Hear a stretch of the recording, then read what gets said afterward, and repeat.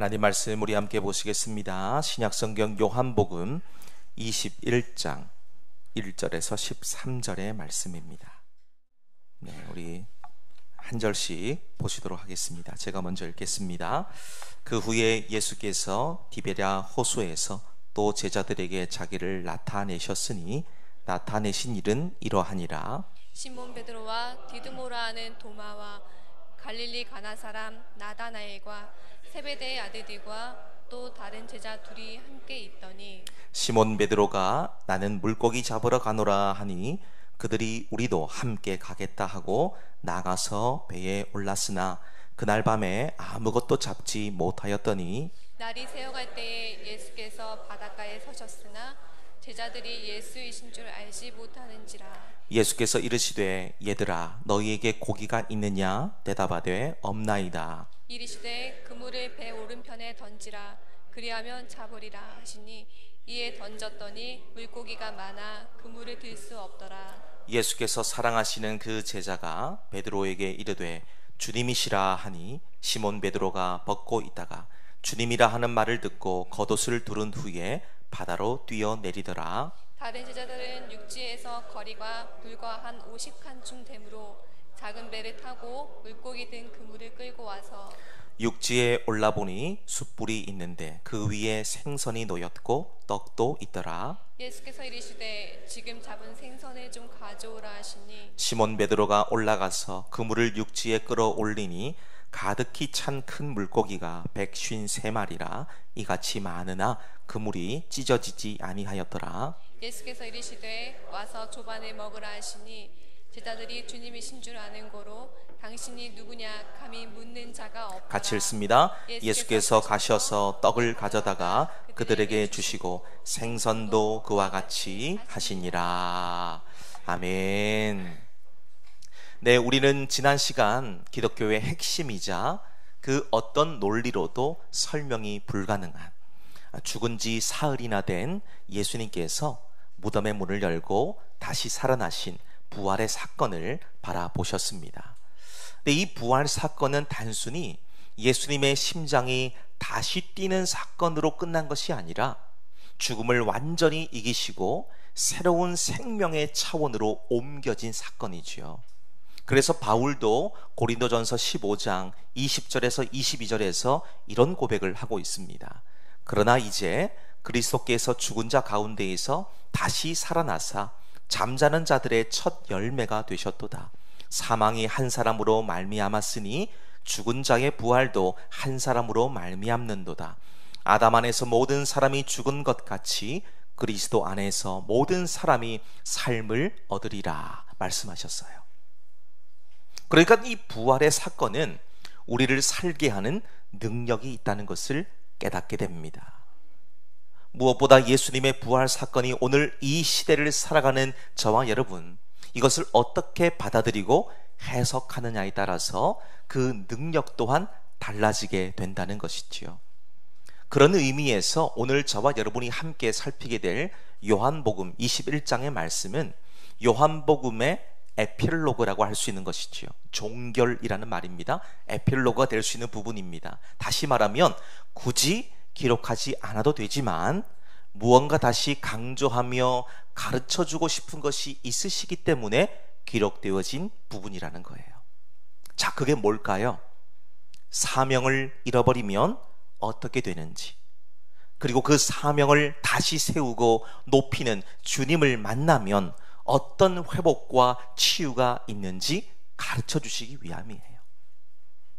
근데 오늘 본문의 말씀을 주의 깊게 보시면 당혹감이 찾아올 수 있습니다.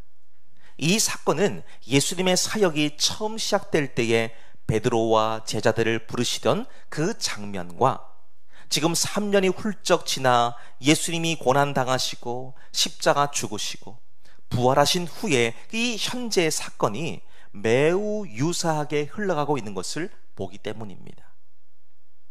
이들은 3년간 예수님의 말씀을 직접 귀로 듣고 눈으로 보고 체험했습니다.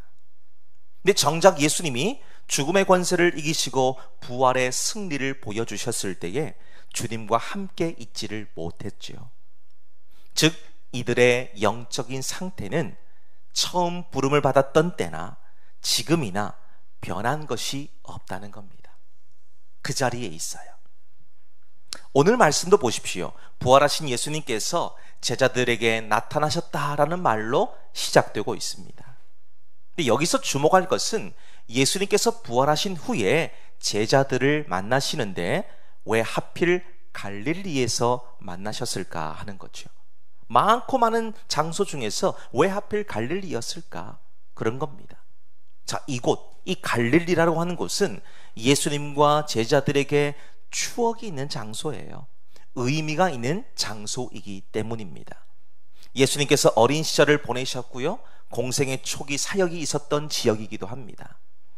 또한 물고기 한 마리도 낚지 못했던 베드로가 2배가 차고 넘치는 만선의 축복을 받았던 곳이기도 하고요, 사람 낚는 어부가 되게 해주시겠다는 예수님을 따라 나셨던 곳이기도 하죠. 다시 말해서 처음 예수님의 부르심에 모든 걸 버리고 따라갔던 그 순수했던 첫사랑을 다시 회복해 하시기 위해서 부활하신 예수님께서는 갈릴리로 가셨다는 겁니다. 자, 오늘 저와 여러분은 예수님의 부활 이후에 제자들이 어떤 상태였는지, 또 그럼에도 불구하고 예수님은 제자들을 어떻게 대해 주셨는지를 보시면서 우리가 소망을 얻고 위로를 얻는 시간 되어지기를 간절히 바라봅니다. 자, 우리 먼저 예수님의 부활 이후에 제자들의 영적인 상태를 좀 보게 되기를 원하는데요, 우리 본문의 말씀 1절에서 3절까지를 같이 한번 읽겠습니다. 시작. 그 후에 예수께서 디베랴 호수에서 또 제자들에게 자기를 나타내셨으니 나타내신 일은 이러하니라. 시몬 베드로와 디두모라 하는 도마와 갈릴리 가나 사람 나다나엘과 세베대의 아들들과 또 다른 제자 둘이 함께 있더니 시몬 베드로가 나는 물고기 잡으러 가노라 하니 그들이 우리도 함께 가겠다 하고 나가서 배에 올랐으나 그날 밤에 아무것도 잡지 못하더니. 아멘. 자, 제자들의 영적 상태를 한번 보십시오. 그 첫 번째, 사명을 놓치고 있죠. 사명을 놓치고 있습니다. 좀 더 쉽게 말하면 다시 이전 삶으로 되돌아갔다는 겁니다. 자, 우리가 이 대목에서 주목해야 될 구절이 있습니다. 3절이에요. 3절. 제자들은 부활하신 예수님 만나기 위해서 갈릴리로 와 있습니다. 자, 그렇다면 예수님께서 자신들의 죄와 허물을 대신해서 십자가를 지시려고 겟세마네 동산에서 간절히 기도하셨듯이 그들 역시 앞으로 해야 될 사명을 잘 완수하기 위해서 기도하며 준비하고 있는 것이 옳지 않겠습니까? 근데 제자들은 그렇지 못했다는 겁니다. 더욱이 예수님의 사랑을 한 몸에 받았던 제자 베드로는 다른 제자들의 면전에다 대놓고 이런 말을 하죠. 나는 다시 고기 잡으러 간다. 그럽니다. 여기서 간다, 물고기 잡으러 간다, 이 말은 떠난다는 의미예요. 떠난다. 어떤 목적을 갖고 다른 곳으로 간다는 의미인데 무언가 작심했다는 것을 보여주는 대목입니다. 그러니까 옆에 있던 다른 6명의 제자들 역시 보십시오. 베드로를 따라갑니다. 따라가는 거예요. 베드로의 말에 다 같은 마음이 되었다는 의미겠지요. 자, 그렇게 문제는 그렇게 해서 고기를 많이 잡았다면 상황은 달라졌을 거예요. 그물을 던지는 족족 많이 잡았다면 아마 그들은 생각했을 겁니다. 아, 예수님 따라다니던 그 일은 나와 맞지 않았나 보다. 그냥 나는 이렇게 물고기 잡는 일이 내가 보니까 천직이니까 그냥 여기서 다른 물고기 잡으면서 살아야 되겠다. 그런 생각하면서 주님께 받은 사명을 잃어버렸을지도 모른다는 겁니다. 물론 지금 이 생각을 하면서 다시 고기 잡던 때로 되돌아가기까지의 상태도 보시면 사명을 잃어버리기 일보 직전의 상황이라고도 볼 수가 있겠습니다. 아니, 그렇지 않고서는 어찌 옛날로 돌아가겠다는 그 말을 이렇게 쉽게 할 수 있겠습니까? 그렇지만 지난 3년 전과 똑같은 일이 생깁니다. 그물을 던졌는데 물고기 한 마리도 못 잡은 거예요. 그들은 스스로 고기 잡는 것이 자기들의 사명이고 운명이라 생각했는데 얼마나 당황스럽고 처량한 마음이 들었겠습니까? 더군다나 지금 이들은 자기들의 뜻대로 되는 일이 하나도 없습니다. 스승 예수님 따라다니면서 이제 좀 길을 펴고 승승장구할 줄 알았는데 예상치 못하게 예수님은 십자가 달려 죽으셨어요. 부활이라는 말로 설명할 수 없는 일을 눈으로 보았지만 여전히 무엇을 해야 되는지 사명이 확고하지 않습니다. 자, 그러니까 다시 예전으로 되돌아가려는 생각을 하고 있는 것이지요. 이것이 저와 여러분에게도 도사리고 있는 죄의 민낯이에요. 우린 여기서 이 7명의 제자들을 바라보시면서 우리 역시 신앙과 믿음이 갖고 있는 문제를 엿볼 수 있습니다. 우리 역시도 내가 주님을 믿고 사랑하노라 말은 하면서도 정작 어떤 문제에 부딪혔을 때 보시면 방향과 목적을 잃어버리고 불안해한다는 거예요. 그러니까 자꾸 옛날로 되돌아가려는 습성을 발동시킵니다.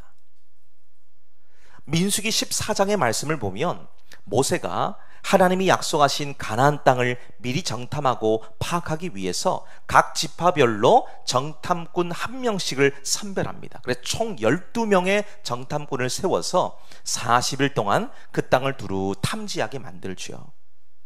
근데 그 정탐을 마치고 돌아온 후부터가 문제가 생깁니다. 분명히 함께 그 땅을 봤어요.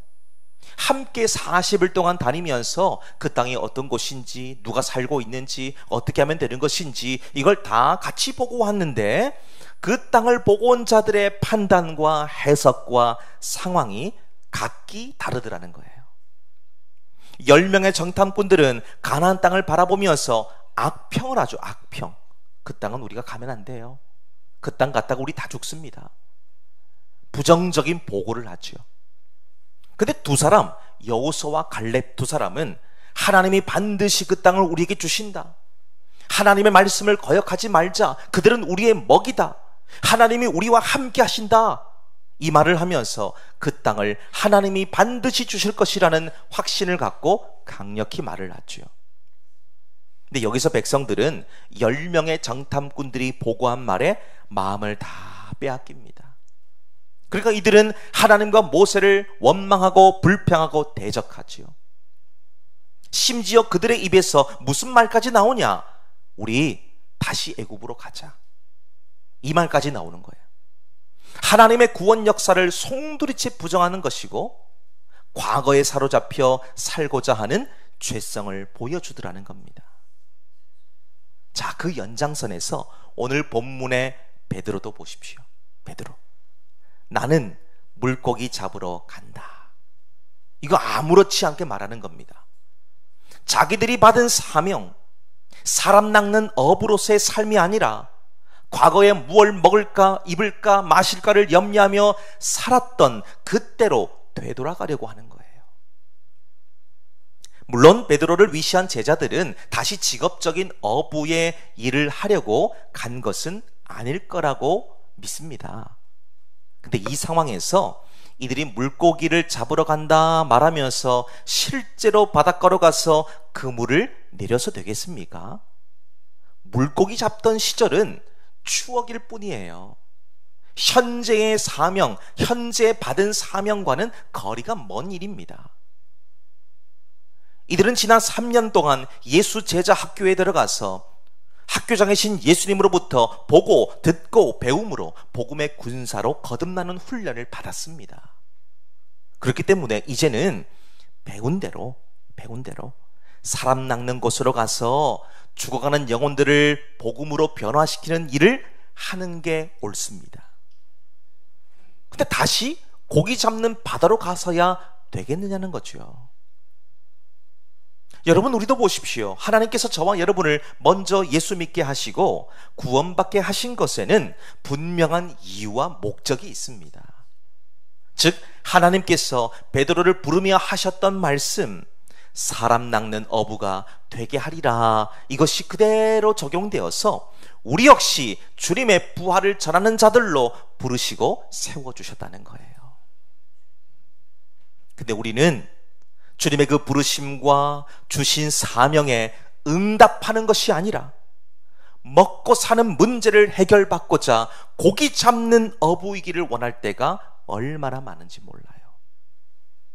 다시 말씀드립니다. 저와 여러분은 고기 잡는 어부에서 탈출을 받았어요. 벗어났습니다. 그럼 우리는 뭐 하는 존재일까요? 사람 낚는 어부입니다.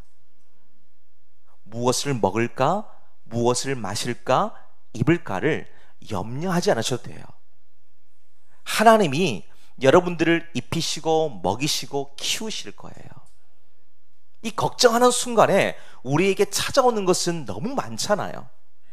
너무 많은 짐이 우리에게 다시 우리 등을 그냥 에워싸고 우리 몸을 다 지배합니다. 그래놓고 한 마리 물고기도 잡지 못하고 모든 걸 다 놓쳐버리고 한다는 말이 우리가 밤새 수고했지만 잡은 것이 없다 라는 말을 할 때가 얼마나 많습니까? 이 말을 누가 했습니까? 이 말을 누가 했나요? 우리가 밤새 수고했지만 잡은 것이 없다. 베드로가 한 말이에요. 베드로가. 이 말을 왜 할까요? 하나님, 내가 이렇게 애쓰고 수고하고 노력하는데 왜 협조 안 해주십니까? 왜 이렇게 일이 꼬이게 만들고 문제가 생기게 만듭니까? 일종의 책임 회피죠. 그러니까 나는 책임이 없다는 겁니다. 하나님이 나를 돕지 않으셨기 때문에 문제가 생겼다는 거예요. 하나님께 모든 책임을 다 미루는 그런 모습을 우리가 갖고 있지 않습니까?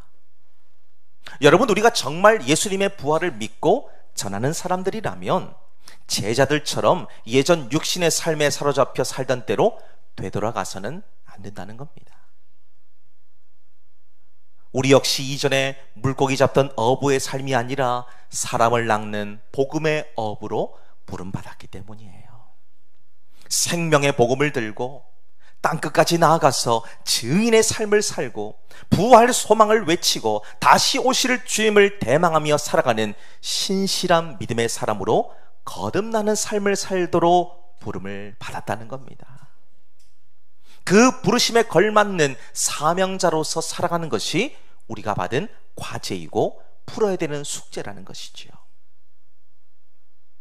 두 번째도 보실까요? 4절에서 6절까지 말씀도 우리 함께 읽도록 하겠습니다. 시작. 날이 새어갈 때에 예수께서 바닷가에 서셨으나 제자들이 예수이신 줄 알지 못하는지라. 예수께서 이르시되 얘들아 너희에게 고기가 있느냐.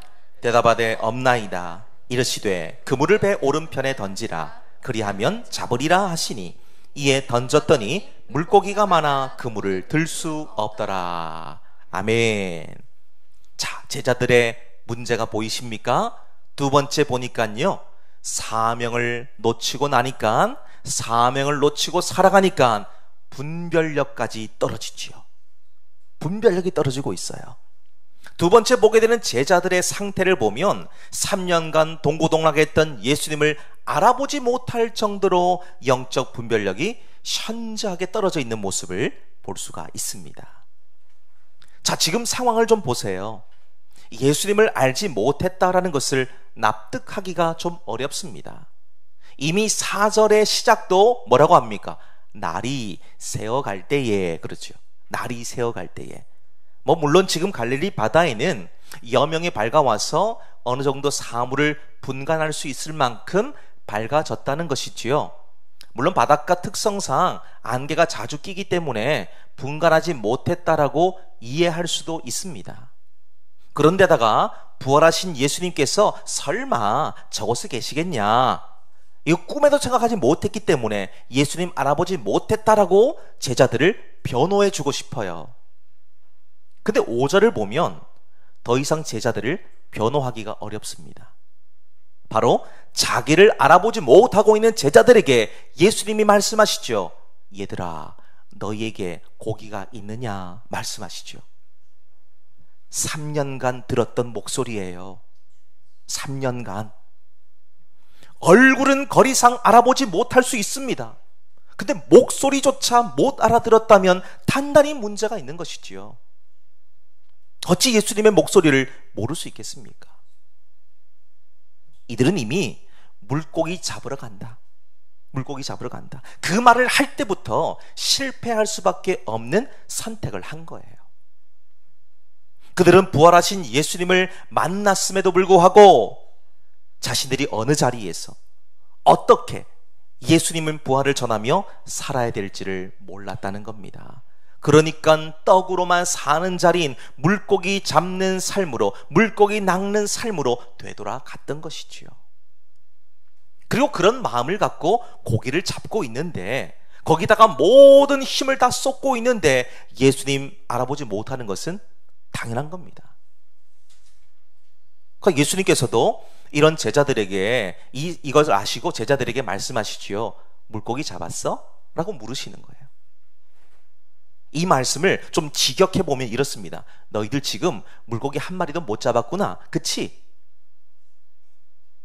제자들은 지금 자신들의 시간과 힘을 다 소비를 해서 최선의 노력을 다했습니다만 아무것도 없어요. 손에 든 게 아무것도 없다는 겁니다.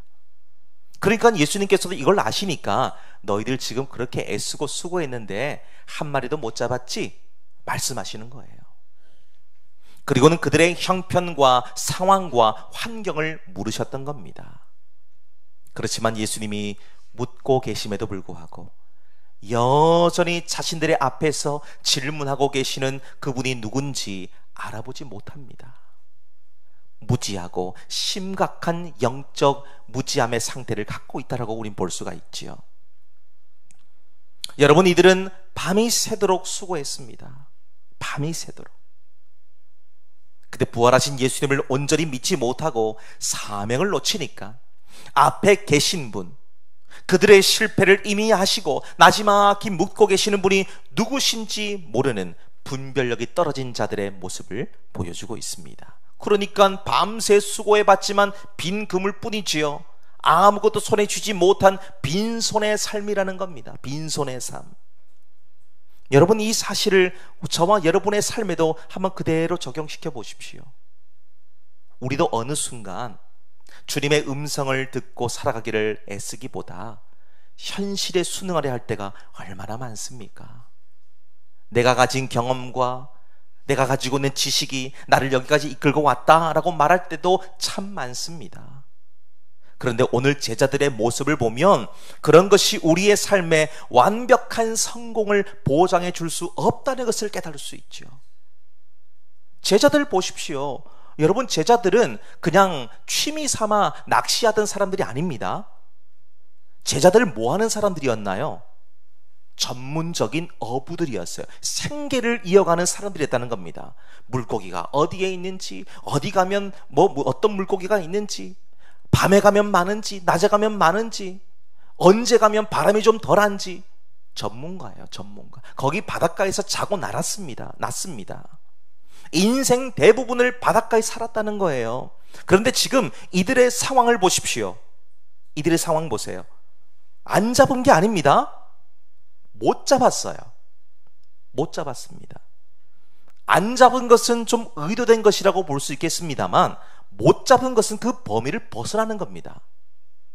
제자의 사명을 잇고 육신의 삶을 위해서 밤새도록 고기를 잡아보려고 애를 썼습니다만 남은 것은 자존심의 상처를 입는 거죠.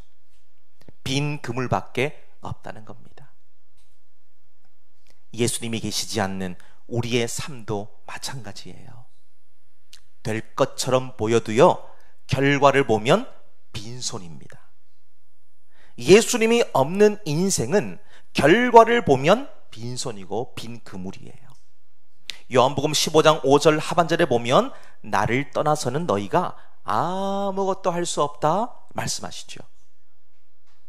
예수님의 그 말씀을 우리가 바라봐야 된다는 겁니다. 예수님 떠나서는 모든 것이 헛수고라는 것이지요. 자, 그런데 세 번째 보시면 이 사명을 놓치고 분별력이 떨어진 제자들을 위해서 예수님이 뭘 하시는지를 보십시오. 자, 9절에서부터 13절의 말씀을 같이 한번 읽겠습니다. 시작. 육지에 올라보니 숯불이 있는데 그 위에 생선이 놓였고 떡도 있더라.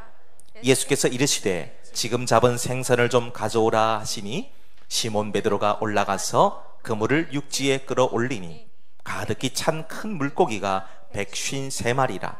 이같이 많으나 그물이 찢어지지 아니하였더라. 예수께서 이르시되 와서 조반을 먹으라 하시니 제자들이 주님이신 줄 아는 고로 당신이 누구냐 감히 묻는 자가 없더라. 예수께서 가셔서 떡을 가져다가 그들에게 주시고 생선도 그와 같이 하시니라. 아멘. 자, 예수님이 뭘 하시나요? 회복과 소망을 주시더라는 겁니다. 실패와 상처는 싸매 주시죠. 앞서 이들은 밤새 바닷가에서 그물을 내려서 고기를 잡아보기 위해서 애를 썼습니다만 한 마리도 못 잡는 처참한 실패를 맛봅니다. 얼마나 당황스럽겠습니까? 얼마나 자기 자신에게 화가 났겠습니까? 내가 이것밖에 안 되나?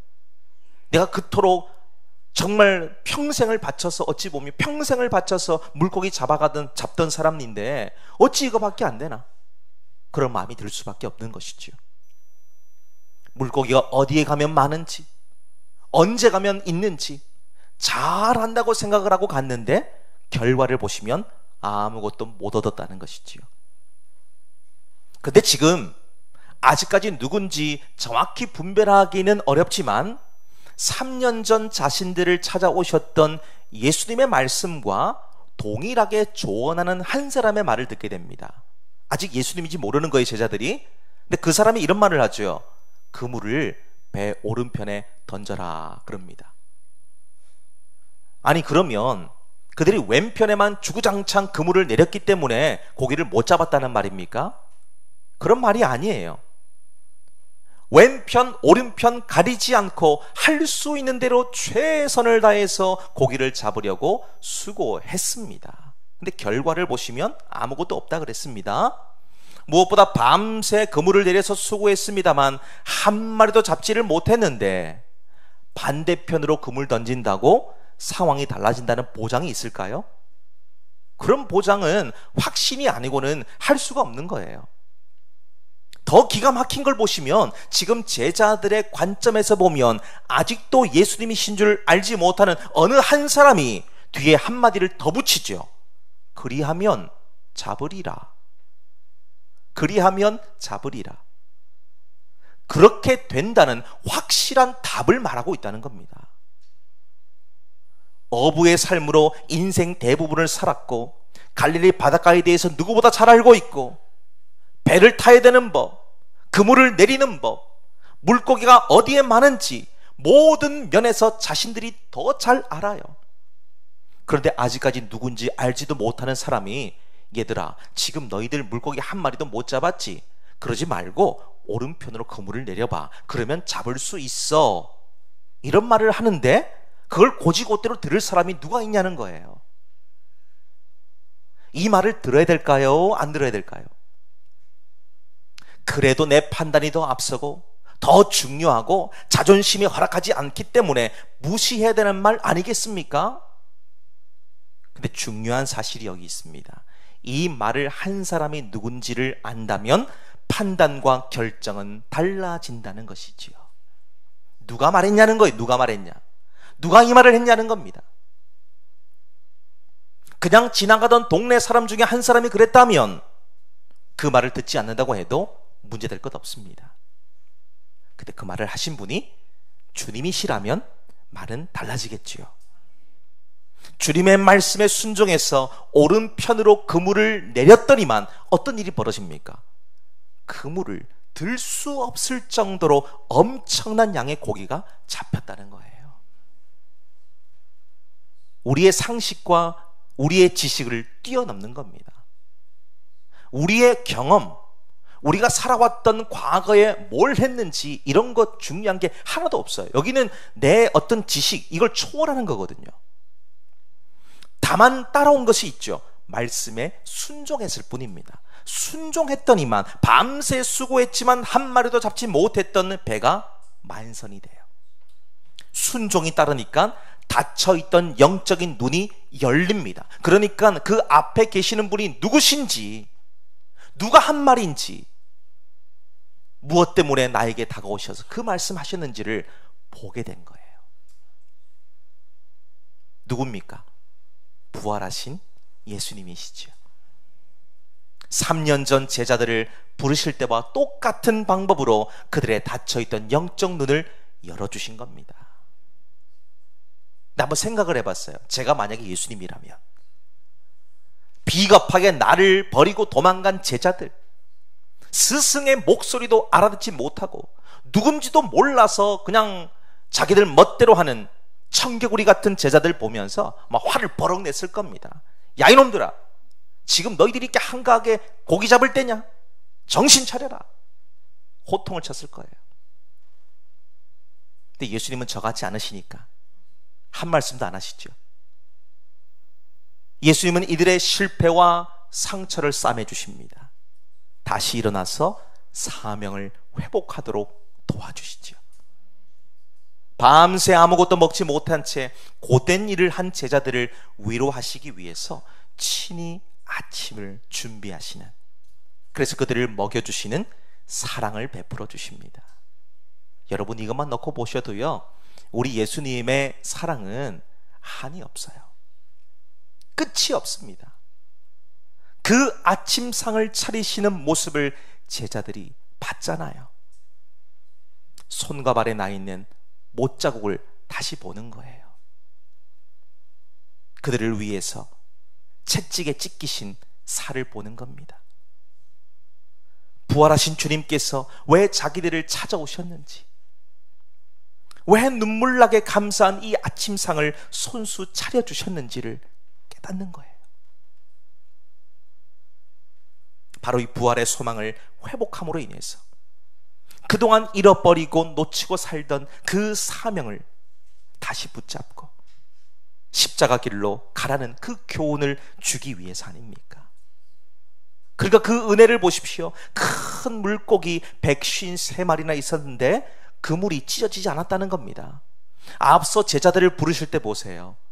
그 두 배가 차고 넘치는 만선의 축복이 있기 전에 그물이 찢어지죠. 너무 많아서. 근데 이번에는 엄청난 양의 물고기를 잡았습니다만 그물이 찢어지지 않습니다. 완전하고 온전한 내용을 보여주시는 거죠. 무엇보다 예수님의 십자가를 따르지 못한 채 뿔뿔이 흩어졌던 제자들을 용서하십니다. 그들의 마음을 회복시키시지요. 다시 담대하게 만들어서 부활 이후에 새로운 사명을 감당하도록 세우시기 위해서 예수님이 직접 제자들을 찾아오신 겁니다. 사랑하는 여러분, 우리도 부활하신 예수님 때문에 죄로부터 용서받지 않았습니까? 십자가 사랑을 회복했고 구원을 선물로 받았습니다. 탕자가 아버지 품으로 돌아왔을 때 아버지는 조건 없는 용서와 사랑으로 그 아들을 품어주신 것처럼 부활의 주님을 기다리지 못한 채 다시 예전으로 돌아가고 그것도 모자라서 부활하신 주님을 알아보지도 못한 이들을 용서하시고 은혜와 복을 누리게 만들어 주시지요. 여러분, 우리에게도 새로운 비전과 은혜를 주시는 부활의 주님을 우리 삶의 현장에서 만날 수 있어야 합니다. 부활의 주님께서 우리를 만나주시면 우리는 그분의 사랑 안에서 참된 평안과 기쁨이 회복될 수 있다는 것이죠. 하늘의 능력을 공급받아 부활의 주님을 볼 수 있는 영적인 눈이 열리게 될 것입니다. 부디 우리는 지난주에 있었던 주님의 부활을 기념하는 것으로 끝나는 것이 아니라 그분의 부활하심이 우리 삶에 언제나 충만함으로 다시 승리하며 하나님께 영광을 올려드리는 복이 저와 여러분 가운데 있게 되시기를 주님 이름으로 축복합니다.